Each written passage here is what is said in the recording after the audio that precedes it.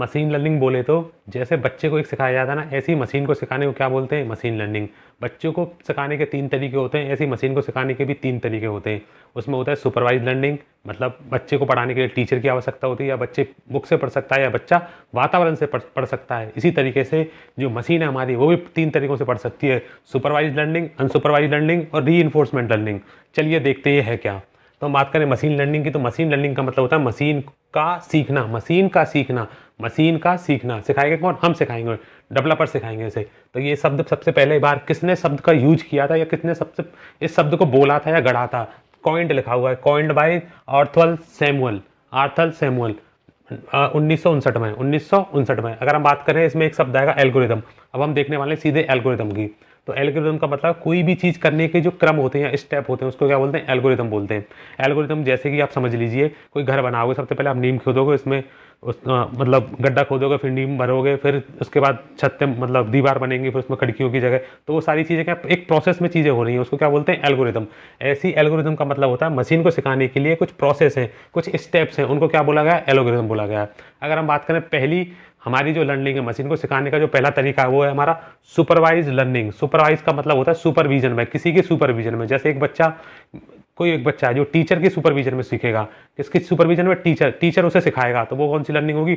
Supervise learning. इसमें क्या होगा? इनपुट और आउटपुट डाटा दोनों देते हैं, और लेबल्ड डाटा होता है। ये वाली लाइन आपको याद रखनी है। कैसा डाटा होता है इसमें? लेबल्ड डाटा का मतलब ऐसा समझ लीजिए, किसी बच्चे को सिखाने के लिए मैं एक बुक दे रहा हूँ, और बुक में उसे, जैसे मैंने उसे एप्पल का चित्र दिखाया, फिर उसे ये भी बता दिया कि ये एप्पल है, मतलब साथ के साथ उसे मैं क्वेश्चन भी दे रहा हूँ और उसका आंसर भी दे रहा हूँ, तो उसको क्या बोलेंगे? Labelled data. लेबल्ड का मतलब मैंने इनपुट भी दिया और आउटपुट भी दिया। बात समझ में आ गई? लेबल्ड डाटा का मतलब किसी बच्चे को मैंने ये भी बता दिया, कोई इमेज दिखा के, जैसे कि ये मैंगो है, और एक मैंने उसे इमेज दिखा दी। इमेज दिखाने के बाद मैंने उससे ये बोला कि ये मैंगो है, मतलब उससे मैंने क्वेश्चन भी, उसे मैंने इनपुट भी दिया और साथ के साथ उसे मैंने आउटपुट भी दिया। तो लेबल्ड का मतलब होता है किसी का क्वेश्चन के साथ साथ उसका उत्तर भी दे देना। तो कैसा डाटा देते हैं इसमें? सुपरवाइज में टीचर होता है, टीचर हमें क्वेश्चन भी बताएगा और फिर साथ के साथ उसका आंसर भी बताएगा।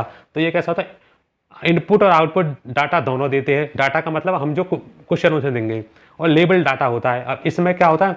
अब इसमें एल्गोरिथम का मतलब सिखाने के तरीके क्या होते हैं, वो हम पढ़ रहे हैं। देखिए, linear regression, logistic regression, support vector regression. जिस भी इसके ये जो एल्गोरिथम है बहुत सारे होते हैं, मैंने तो जो मोस्ट इंपोर्टेंट मुझे लगे वो मैंने यहाँ लिख दिए हैं। जिस भी एल्गोरिथम के पीछे रिग्रेशन लग जाए, वो समझ जाना किसका है? सुपरवाइज्ड का। क्लासिफिकेशन लग जाए, समझ जाना किसका है? सुपरवाइज्ड का। रिग्रेशन का मतलब होता है किसी भी चीज को प्रिडिक्ट करना, किसी भी चीज की भविष्यवाणी करना। तो इसलिए ये सारे जो मॉडल हैं, जैसे linear regression, logistic regression, support vector regression, ये कैसे प्रिडिक्टिव मॉडल है, मतलब आगे क्या होगा इस चीज की भविष्यवाणी करते हैं। इसके बाद है KNN, इसका मतलब के नियरेस्ट नेबर्स। के नियरेस्ट नेबर्स, ये क्या है? एक एल्गोरिथम है, ठीक है। इसे लेजी, इससे क्वेश्चन आने की पूरी संभावना है। इस वाले से क्वेश्चन आने की पूरी संभावना। KNN, इसका मतलब है के नियरेस्ट नेबर, या फिर लेजी लर्निंग। पूछेंगे किस एल्गोरिथम को लेजी लर्निंग बोलते हैं, तो इसको बोलते हैं के नियरेस्ट नेबर को। के नियरेस्ट नेबर जो है मशीन लर्निंग में जो है वो कौन सी लर्निंग है? तो वो अनसुपरवाइज लर्निंग है। कौन सी? सुपरवाइज, किसी के सुपरविजन में इसे पढ़ाया जा रहा है, ठीक है। या फिर इसे CBL बोलते हैं, इसे CBL बोलते हैं, CBL, case base learning. Case base learning भी किसे बोलते हैं? KNN। इसके बाद है नाइब बेस का मतलब ये बड़े डाटा पे यूज की जाती है ये वाली एल्गोरिथम, नाइब बेस लर्निंग। इसके बाद है डिसीजन ट्री, ये आपसे पूछा जा सकता है। इसके बाद ग्रेडियंट बूस्ट मशीन, फिर और ग्रेडियंट बूस्ट मशीन। ये तो आपके हो गए एल्गोरिथम, इतने सारे, 1 2 3 4 5 6 7 एल्गोरिथम दिखा दिए। इतने ही काफी है, इतने से ही आपका क्वेश्चन बन जाएगा, समझ में आ जाएगा। तो सुपरवाइज लर्निंग एक बार फटाफट से बता देता हूँ। सुपरवाइज लर्निंग का मतलब होता है कि किसी के सुपरविजन में पढ़ना, एक टीचर के सुपरविजन में किसी बच्चे का पढ़ना, वो उसके क्वेश्चन भी बताएगा उसे, उसके साथ आंसर भी देगा। फिर इसका फायदा क्या होगा? जैसे कि मैंने उसे एप्पल का इमेज दिखा दिया, उसे बता भी दिया ये एप्पल है। मैंगो की दिखा दी, मैंगो बता दिया ये मैंगो है, फिर मैंने उसे बनाना, जितने भी फ्रूट्स है सारों को दिखा दिया। अगली बार जो मैंने उसे मैंगो दिखाएगा सेम ऐसा तो मैंगो आएगा नहीं, पर कुछ और मैंगो आएगा, कुछ और तरीके का, मतलब छोटा हो सकता है, साइज में बड़ा हो सकता है, तो वो समझ जाएगा क्योंकि उसके पास उसके दिमाग में ये छवि बन चुकी है कि मैंगो की शेप ऐसी होती है, वो ऐसे पीले कलर का होता है, वो किस कैटेगरी में रखेगा उसे, मैंगो की कैटेगरी में। तो ऐसी मशीन लर्निंग में मशीन को सिखाया जाता है कि ये देखो ये ऐसा पैटर्न, ये तो ये किस चीज़ में काम आता है, ईमेल स्पैम में। मतलब मैं मशीन को बता दूंगा कि अच्छा इस सोर्स से अगर कोई मेल आए तो वो स्पैम है, या इस तरीके का कोई मेल आए तो वो स्पैम है, तो वो सीधा मशीन क्या करेगी, उसे स्पैम में डाल देगी, मतलब जो हमें चाहिए नहीं ऐसा मेल है, ठीक है। या फिर डायग्नोस्टिक में उसने किसी मतलब बहुत सारे लोगों की रिपोर्ट डाल दी मशीन में कि अगर किसी को खांसी जुकाम ये हो तो उसे ये बीमारी हो सकती है, किसी को ये चीज़ें हो तो ये बीमारी हो सकती है, तो मशीन क्या करेगी, बस उसके सिम्टम्स डाटा उसे मिल चुका है, उसके सिम्टम्स को देखेगी, तुरंत रिपोर्ट बना के बता देगी कि इसको ये चीज़ें दिक्कत हो सकती है। मतलब वो क्या कर रही है, ये प्रिडिक्ट कर रही है, भविष्यवाणी तो कर रही है, ठीक है। इमेज क्लासिफिकेशन, इमेज का क्लासिफिकेशन कर सकती है। मैंने उसे मैंगो दिखाया, अब मैंगो सपोज वो मैंने उसे जब दिखाया था वो मैंगो कैसा था, येलो था। अब मैंने उसे दिखाया ग्रीन मतलब कच्चा आम, तो वो पहचान तो लेगा क्योंकि सेब देख के कि आम है, तो पर एग्जैक्ट नहीं पहचान पाएगा। तो इसका मतलब क्या, वो इमेज उनका क्लासिफिकेशन भी करेगी, इमेजों का क्लासिफिकेशन भी करेगी, तो वो किसके रूप में डालेगी, जिसकी सेब गोल जैसी हो उस वाले ग्रुप में डाल देगी इसे।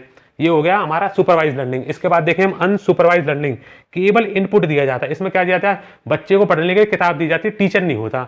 टीचर नहीं होगा तो इससे क्या घाटा होगा, इससे ये घाटा होगा उस बच्चे का कि वो उसको आंसर नहीं पता होंगे कि मुझे इसका आंसर क्या निकलेगा। भाई सुपरवाइज में किताब भी थी उस बच्चे के पास और उस बच्चे के पास टीचर भी था।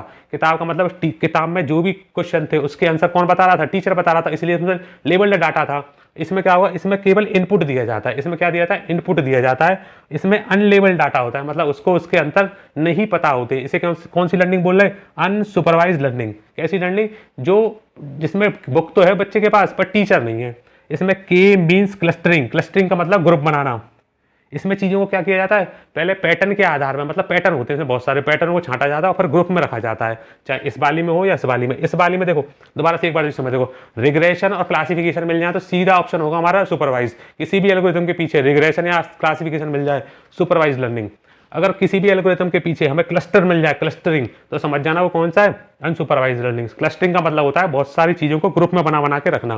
देखो इसमें के मीन्स क्लस्टरिंग, ये जूनियर असिस्टेंट जो 1262 है उसमें पूछा गया था कि निम्नलिखित के मीन्स जो एल्गोरिथम है वो कौन सा एल्गोरिथम है, तो के मीन्स एल्गोरिथम कौन सा, अनसुपरवाइज लर्निंग, अनसुपरवाइज एल्गोरिथम था, ठीक है। हियरार्किकल क्लस्टरिंग, हियरार्किकल क्लस्टरिंग मतलब छोटे से बड़े में बड़े हियरार्की में बना के रखना। NNN, artificial neural network, artificial neural network किसका है, अनसुपरवाइज लर्निंग। अपियरी किसका है, सुपरवाइज लर्निंग।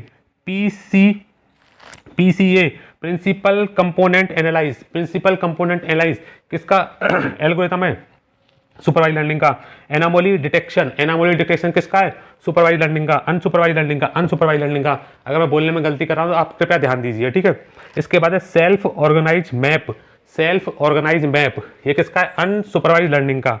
ये कहाँ काम आती है, सिटी प्लानिंग में। किस में आती है, सिटी की प्लानिंग में, क्योंकि मैंने उसे जगह बता दी और मैंने बता दी यहाँ पे, मतलब मैंने उसे कुछ नहीं बताया, बस जगह दिखा दी, तो वो अपने उसके पास किताब दे दी मैंने, किताब का मतलब उसे जगह दे दी कि भाई तू अभी सिटी प्लान कर, तो वो उस जमीन का अध्ययन करेगी, कहाँ पे क्या चीज़ कितनी मतलब इसके नीचे कितनी नीचे पर पानी है या कुछ, ये सारी चीज़ें पता करने के बाद तो बताएगी कहाँ पर क्या चीज़ बननी चाहिए। तो सिटी प्लानिंग हो गया, बहुत सारी चीज़ों में ये काम आती है।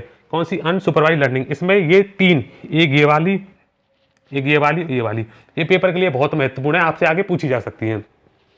इसके बात करें री इन्फोर्समेंट लर्निंग। री इन्फोर्समेंट लर्निंग का मतलब ये होता है कि अब बच्चे के देखो तीन ऑप्शन होते हैं पढ़ने के, या तो वो किताब भी दी गई उसे पढ़ने के लिए और प्लस टीचर भी दिया गया। टीचर क्या करेगा, जो किताब में क्वेश्चन है उसके तुरंत आंसर भी देता जाएगा। इसमें क्या होगा, इसके पास खाली बुक होगी, क्या होगी, बुक होगी, आंसर इसे अपने आप ढूंढने पड़ेंगे। और एक इसमें बच्चा क्या करेगा, इसमें बच्चा के पास ना तो बुक होगी और ना टीचर होगा। बच्चा कहाँ से सीखेगा, इन्वायरमेंट से, वातावरण से।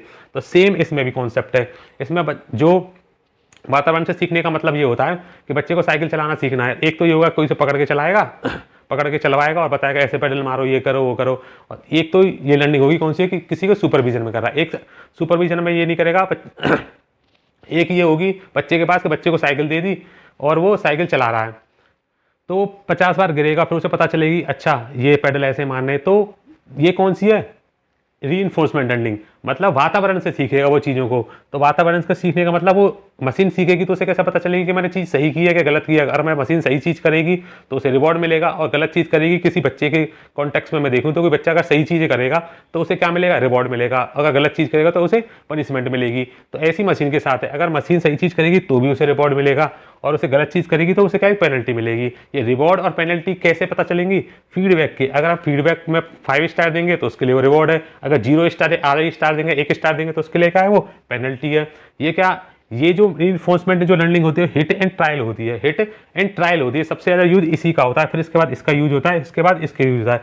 हिट एंड ट्रायल का मतलब चीज़ें करते रहो, कभी ना कभी तो वो चीज़ें ठीक हो ही जाती हैं, तो उसको क्या होता है, हिट एंड ट्रायल मेथड का यूज किस में होता है, रीइंफोर्समेंट लर्निंग में। इतनी बात समझ में आ गई। अब देखिए इसमें एल्गोरिथम क्यू लर्निंग है, डीप क्यू नेटवर्क है, model based value estimation, model based value estimation, इसके बाद आर लर्निंग और टीडी लर्निंग। किसमें, टीडी लर्निंग, टीडी लर्निंग किसमें। अब ये चारों ही आपको याद रखनी है, आपसे बिल्कुल पूछा जा सकता है।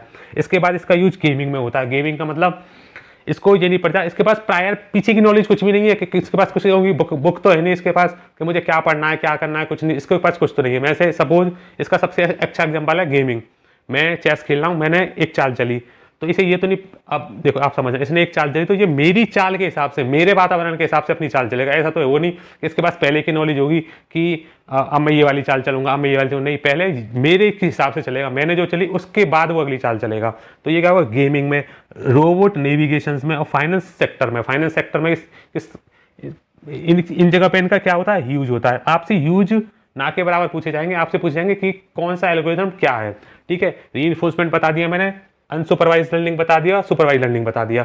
अब एक क्वेश्चन ये आता है, एल्गोरिथम मैंने बता दिया, कोई भी चीज करने का जो स्टेप होते हैं या क्रम होते हैं उसे क्या बोलते हैं, एल्गोरिथम बोलते हैं। अगर हम टाइप्स की बात करें एल्गोरिथम की, कोई पूछेगा, मतलब क्वेश्चन आएगा how many types of machine learning, तो मशीन लर्निंग के टाइप कितने, और वैसे तो ओरिजिनली 3 ही है, पर आपके ऑप्शन में अगर 4 भी दिए हो तो आपको 4 लगाना पड़ेगा। क्यों, कहीं कहीं सुपरवाइज लर्निंग और अनसुपरवाइज लर्निंग दोनों को मिला के बना दिया जाता है सेमी सुपरवाइज लर्निंग।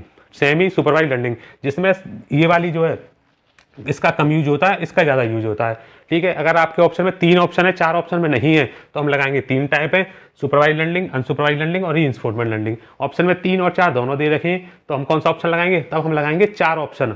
अगर आपसे पूछा गया निम्नलिखित में से कौन जो है मशीन लर्निंग का एक प्रकार है, तो उसमें सेमी सुपरवाइज लर्निंग दे रखा है, तो हम उसको मानेंगे। ठीक है, तो अब ये चीज़ हम समझ सकें। आप अगर वीडियो अच्छी लगे तो कृपया इस वीडियो को लाइक कीजिए, शेयर कीजिए और बताइए अगला टॉपिक आपको क्या पढ़ना है, अगर आपको उसकी प्रैक्टिस करनी है कि डीप लर्निंग वाला टॉपिक करना है। ठीक है, धन्यवाद।